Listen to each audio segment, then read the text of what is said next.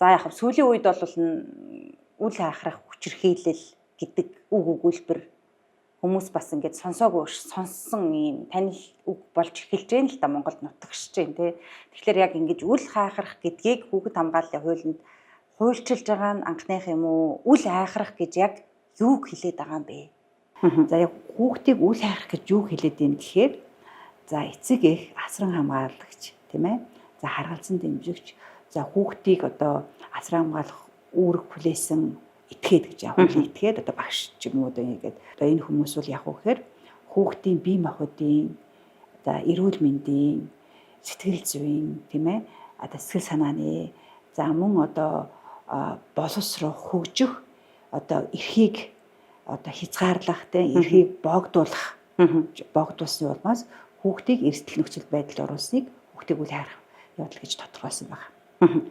Тэгэхээр нөгөө түрүүний миний хэлсэн яг энэ саяны зардууд чинь яг үхээр яг зөвхөн үндсэн наазахын хэрэгцээг нь хангахгүй байгаа чинь бол одоо хүүхдийн эсрэг хүчирхийллийн нэг хэлбэр болоо явж байгааг үл хайхрах хэлбэрийн хүчирхийллийг тоохгүй улмаас хүүхэд нь одоо яг үхээр бэлгийн хүчирхийлэлд орсон хүүхэд нь одоо юу гэдэг одоо хөдөлмөрийн мөчлөгт орсон хүний 8-нд орсон гэсэн хүнд хэлбэрүүд нэгэд гараад ирж байгаа байхгүй. Өөрөөр хэлэх юм бол хүүхдийн хүчирхийллийн суурь нь үл хайхрахаас үүдэлтэй. Үл хайхарснаас болоод бусад төрлийн эхний шат нь эхний шат нь өөрөлдвөл хэрвээ бид нар үл хайхрах хүчирхийллийг барьж явж чадах юм бол энийг зогсоох буюу гаралтыг бууруулж чадах юм бол автоматар дараагийн хэлбэрийн хүчирхийллүүд нь буурна.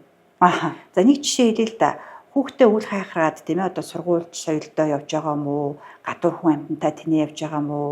Хичээлдээ явахгүй байгаа юм уу гэж одоо энэ олон асуудлыг энэ тоохгүй байгаад итэл хин нэгэн одоо үл бүтэх итгээд хүүхдийн буруу замаар татаж оруулаад за бүр магадгүй зарим нэг нь буруу бүр ингээд одоо хамгийн хүнд хэлбэрийн хүний 8 ч юм уу бэлгийн хүчирхийлэл ч юм уу ийм зүйлд оруулах эрсдэл өндөр болно шүү дээ. Хүүхдээ анхаардаг хүүхдийнхээ одоо тэр саяны одоо хөгжлийнх нь хэрэгцээг, боловсролынх нь хэрэгцээг, бие махбодынх нь хэрэгцээг, эрүүл мэндийн хэрэгцээг хангадаг тэр талаар нь анхаардаг хүн бол эцэг эхүүд хүүхдэд дараагийн шатанд орохоос өмнө хүү энэ манай хүүхд юу болоод байна? Манай хүүхд ямар асуудалд орох гээд байна? Яач юу? Яагаад ингэж сэтгэл санаа нэм болчихв гэд тэр зөксөгөө чамд ямар нэг асуудал болж ирээд дараагийн хүчрхийлэл төртгөөс сэргийлнэ гэсэн үг. Хүүхдийн эсрэг хүчирхийллийн үндсэн 4 хэлбэр байдаг. Хүүхдийн эсрэг хүчирхийлэл. За хамгийн их түгээмэл тохиолдог хүүхдийн эсрэг хүчирхийлэл дотор хамгийн их түгээмэл тохиолдог 50-аас 60% тохиолдог нь үл хайхрах. За тэгээд бид бус хүмүүсийн одоо хүүхдийг одоо зодод шийдэх үе бие махбодын хүчирхийлэл, за сэтгэл санааны дарамт, бэлгийн хүчирхийлэл гэдэг энэ 4 үндсэн хэлбэр байдаг. Энэ бол байсан, одоо ч гэсэн байж байгаа. За яг манай одоо яг практикт за энэ зүгээр нэг хүүхд хамгааллын практикт үл хайхрах хүчирхийлэл бол нэлээд их одоо бас газар авсан тий олон одоо мэрэгчлэнүүдийн санааг зовоодог асуудал байгаа. За энэ удаагийн хүүхд хамгааллын тийм ээ хуулийн шинжилсэн найруулгад бол тусгайд нь хүүхдийг үл хайхрах гэдэг одоо тийм нэр томьёог бол тусгайд нь тодорхойлж өгсөн. Тэгэхээр энэ тодорхойлт бол ерөнхийдөө бас яг ингээд нөгөө хүүхдийг хүчирхийлэх үл хайхрах хоёр чинь одоо ингээд хүмүүс бол хүчирхийлэх гэдэг рүү анхаарад үл хайхрахын нөгөө хүчирхийллийн хэлбэр гэдгийг бас анзаарахгүй орхичдаг тийм тал байгаа. Нөгөө талаасаа хүүхдийг үл хайхрах явдлыг бол одоо яг мэрэгжлийн хүмүүс анхаарч байгаа шигсэн мэрэгжлийн бус эцэг асран хамгаалагч нар бол яг байдаг зүйл гэж ойлгож байгаа. Тэгэхээр энэ зүйлээс болоод ерөнхийдөө ер нь үл хайхрахтыг бас эхлээд тавьяас. За нэгдэх одоо шатгаа. Хоёр дахь нь болохоор яг үхээр нөгөө хүүхдийн эсрэг хүчирхийллийн 50-аас 60% гэж байна шүү дээ. Тэгэхээр хүүхдийн эсрэг хүчирхийллийн 50-аас 60% болж байгаа үл хайхрах явдлыг бид нар ингээд зогсоогоод анхаарал хандуулад ирэх юм бол нөгөө хүүхдийн эсрэг хүчирхийлэл чинь одоо тохиолдол нь буурна гэсэн үг. Нэгдүгээр, хоёрдугаар хүүхдийн эсрэг хүчирхийлэлээр ингээд хүндэрсэн, амь насны эрсдсэн, тийм ээ.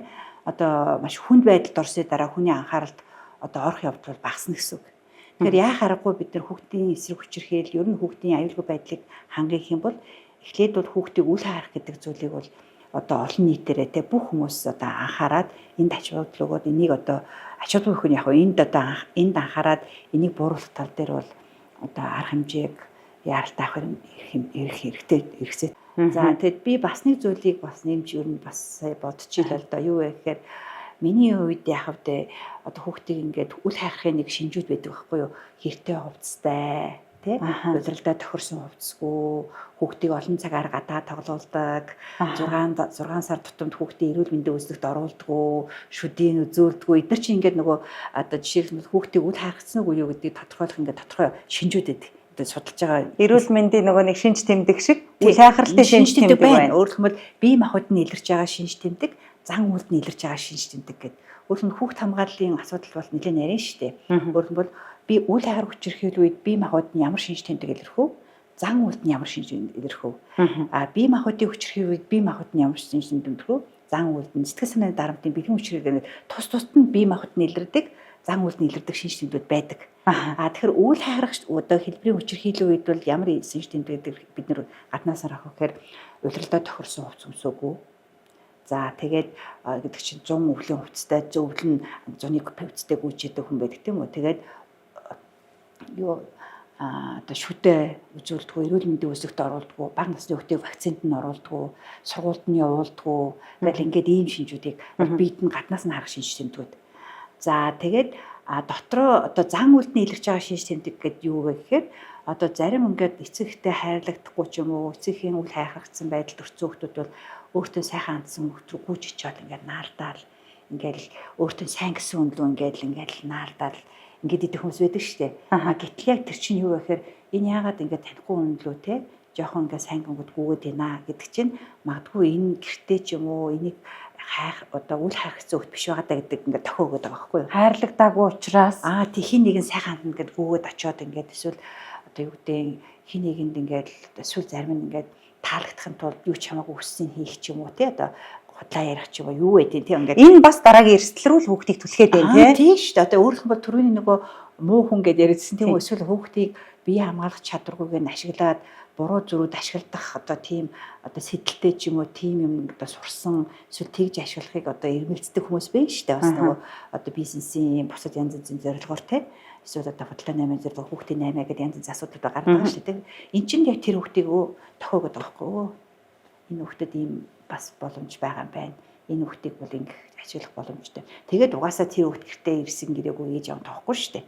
Хэрэг үл хайхардаг те хідэн цагт чамаагүй дураараа ирээл дуртай гарсан цагтаа явдаг бол тоохгүй учраас тэгэл явчих. Тэгэл дээр нь яг ийм их асуудал гарч ирж байгаа маа. Тийм учраас үл хайхар хүчирхийллийг манай энэ хүүхд хамгааллын хуулийн шинжилсэн найруулгад орсонд бол хүүхд хамгааллын мэрэгчлэнүүд те судлаачид бол их баяртай байгаа. Хүүхдээ ерөнхийдөө л бүх талаар анхаарал хандуулж байна. Тэр хажуу талын хөрш хүүхдээ зодно, нүднө, харааж загнано тэр бол манай асуудал биш. Эсвэл боловсролын орчинд байгаа тэр нэг ангид байж байгаа тэр хүүхдүүдийн тэр бохор заваа хувцастай байна уу, нэг нэгэндээ хараал өрөөл хэлнэ үү, тэр бол манай асуудал биш. Яагаад гэвэл миний хүүхэд тийм биш гэдэг байдлаар ханддаг. Гэтэл эргээд таны хүүхэд том болоод яг тэр хүмүүстэй нэг нийгэмд амьдарсаар л байх болно.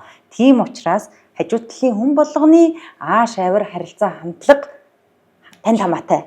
Яг тийм. Энтэй бол яг санал нийлж байна тий. Яг зөв энэ бол яг байдаг бид нар бодох ёстой зүйл. Энэ талаар яг зүгээр энд орох юм ямар ч байсан нөгөө тайм гээл кино гэдэг шүү дээ тий. Нөгөө баячууд нэг том хааны цаана ядуучууд нь ингээд нөгөө хааны уур цаана ингээд цагаараа ингээд цаг аваад ингээд амьдардаг тий. Тэрэн дээр л яг тийм орчин л үүсгэж чадахгүй бол тэр одоо баянч вэ, ядууч вэ, одоо хүчирхийлэгч вэ, одоо юу гэдэг сайхан ааштай, сайхан нэг тайвны тогтоогч вэ энэ хүмүүс чинь нэг дор амьдрын шүү дээ. Тэгэхээр ирээдүйд хүүхдээ аж аргалтай хүүхдээ биш өөрөө ч гэсэн бас тий одоо аж аргалтай тайван амгалан тайван амьдрыг гэвэл хажуу хавийн хөршийн хүүхдийн бусдын хүүхдийн яг уу одоо аюулгүй байдал тэр хүмүүсийн зан харилцаа одоо бие биентэй харьцааг чухал байхгүй ядаж л сургууль дээр манай хүүхэд тэр нэгэн зовоочоогүй байгаа даа гэж зовхгүйгээр ажиллаа хийн шүү дээ. Тийм ээ. Манай хүүхдээ гудамжинд явж байхад нь хажууд айдын хэдэн аригч ирдэг ч юм уу хэдэн янз янзын хүмүүс ирээд манай хүүхдийг одоо гимтчихгүй байгаа даа гэж зовхгүй амьдрын шүү дээ. Тэгэхээр тэр утгаараа яг хүүхээр нөгөө хүүхдийн асуудал гэдэг бол яг хүүхээр хүн болгоны асуудал. Тэ? За хүүхд хамгаална гэдэг бол зөвхөн хүчрхийлэгч хүүхдэд зоддог хүмүүсийн асуудал гэж зарим хүмүүс бодоод ташаа байхгүй өөр нь зэнд үйл хайхалтай холбоотойгоор бүхний асуудал тий зодож нүдэхгүй ч гэсэн үйл хайхраад хүчрхийлээд байгаа хүмүүс байна тий тэгэхээр тэр чинь ч гэсэн эргээдээд дараагийн шатны хүүхдээ илүү хүнд байдалд эрсдэл нөхцөлд оруулах тийм одоо алхан болж явмаа тий тийм учраас бол үйл хайхрах гэдэг бол маш чухал За ер нь хүүхдийн эсрэг хүчирхийлэл бол хүн болгоны анхаарах ёстой зүйл. За тэгээд хүүхдтэйгээ харьцахдаа аль болохоор тийм ээ эерэг аргаар за хүүхдтэйгээ бас яг ингээд нөгөө чамтай хүмүүс яаж харьцаасаа гэж боддог тэрнтэйгээ адилхан хүүхдтэй харьцах. Тэгвэл хүүхд чинь өөрөө цагаан цааш уучраас яг тэгээ харьцаад эхэлнэ. Дандаа л хүүхд гэж яах юм. Одоо энэ хүүхдүүд чинь нэг хүнээс нэг 5 үг хатуу үг сонсгоо ойлчлоо. Юм л бол эрхээ хамгаалуулан 108 дуудана гэдэг ийм хүүхдүүдтэй болчлоо. Тэгэхээр хит ингэж хүүхэд гэх нь буруу штэ. Гэт одоо ингээд аав ээж хүүхдэд ийлэхгүй штэ. Ер нь бол тэгэл аав ээжээс хатуу үг сонсдгоо ганц нэг тоншуулдгүй хүүхэд гэж хаав эдгийн гэдэг ч юм уу нэг ийм яриануд бол бэж яадаг штэ. Тийм тэгэхээр ерөөхдөө бас энэ юутай холбоотой нөгөө дэлхийн нийтээрээ тийм ээ хүүхдийг зодож шийдэхгүй байх одоо хуулиндаа тусгасан улсуудыг ингээд оноор ингээд часаа явдаг байхгүй юу? Нодны 64 байсан баха. 64 улсын хуульд хүүхдийг зодож шийдэж болохгүй гэж оруулсан байдаг. За тэгэхээр өөрөөр манай Монгол улс бол 2005 онд боловсролын хуулинд оролцсон шүү дээ. Тэгээ сая 2016 онд хүүхд хамгааллын тухай хуульд оруулсан. Гэр бүлийн болон бүх орчинд хүүхдийг зодож шийдэхгүй гэдэг хууль оруулсан. За энэний ач холбогдол нь юу вэ гэхээр ерөөхдөө бол яг нөгөө хүчирхийллийн талаар бас хүмүүсийн бас ойлголтод нэмэр болох уу гэж бодлоо л доо. Тэгэхээр одоо хүүхдтэй харьцахдаа тийм үү хэр зэрэг одоо ширүүн дөрвөн харьцана тэр хүүхд тийм байдлаар хариу тийм аргыг сурна. Нөгөө талаасаа яг хүчирхийл чинь давтагддаг, даймжирдаг ийм хэлбэр. Тэгээ хүч нь ихсдэг хэлбэр байхгүй юу. Тэгэхээр одоо би эцэгхийн талаас ч юм уу тэр хүчрэлүүлж байгаа хүний талаас хахад хүүхдийг нэг удаа яг гэхээр муухай хэллээ те. Тэгэхээр хэлэхгүй одоо муухай хараад яхад хийхгүй бол яг гэхээр цоглоо. Дараагийн удаа зөгтөө тэр нэг зөгхөө тэр үн яг хүч нь ингээд хэвээр байх юм бол тэр хүүхдүүд үйлчлэхгүй. Тэгэхээр арай хүчтэй зөхнө. Тэрний дараагийн хүч бол улам хүчтэй зөхнө. Зөгтөө нэг удаад нэгэд давтамж нь ингээд хол байсан бол ойр болно. Ингээд явцдаг. Тэр хүчрэлт чинь давтагдад амжирдаг. Тэгэхээр тийм аргаар тэр хүүхдтэй харьцаж багаас нь сургачихж байгаа байхгүй юу. Тэгэнгүүт яаж юм гэхээр сөрөг үр дагавар нь юу гэхээр одоо судалгаан дээр яасан судалгаа авахд бол эмэгтэйчүүд хүүхдүүдэд за жишээл хүүхдүүдээс ингээд асуусан байна. Чи яагаад зодож шийтгүүлсэн бэ? Зодож шийтгүүлсэн 36% нь тийм гэж хариулсан байхгүй юу? За тэгээд яагаад зодож шийтгүүлсэн бэ гэхээр би буруу юм хийсэн юм уу? Тэгээд нөгөө зодсон гэж байгаа. За тэгэхээр эн чинь юу гэсэн үг гэхээр нөгөө хүчирхийлэл үлдэж байгаа хүн чинь нөгөө хүчирхийлэх одоо өөрийнхөө эрхэндээ байлгахын хүчирхийллийн чинь тодорхойлж чинь эрх мэдэл хяналтаа тогтоох арга байхгүй юу? Хүчирхийлэл хэлж байгаа. Тэгэхээр нөгөө хүч хэрэгж байгаа эцэг эх чинь хүүхдээ эрх мэдэл хяналтандаа байлгахын тулд хүч хэрэглэж штэ. Тэгээд ямар нэгэн байдлаар чи буруу юм хийсэн учраас чи даалгавраа хийгээгүй учраас чи хоолой учраас гэрэж хүлээг учраас чамайг зодсон гэдэг юм тэнд суулгачиж байна. Том болоод яг үхээр хэр нэгэн хүн одоо өөр нэг одоо хамтран амьдрах юм уу хүрн юм уу одоо ингээд амьдралд нь хин нэгэн хүн тэрийг буруу юм ихтэн зодохт нь тийм ээ би буруу юм учраас зодуулсан гэж хүлээн зөвшөөрнө. Өөрөөр хэлбэл хүчирхийллийг хүлээн зөвшөөрдөг хүнийг бий болгоод байгаа. Эсвэл бас хүчирхийлэгчийг бий болгож байна. Эсвэл хүчирхийллийн аргаар юм шийддэг хүнийг бий болгож байгаа. Тэгэхээр тийм учраас дэлхийн нийтээрээ нөгөө хүүхдийг зодож шийдэхийг устгахыг гэдэг 2020 он гэхэд 2030 он гэхэд устгах гэдэг бүр тийм зорилт тавьсан байгаа байхгүй.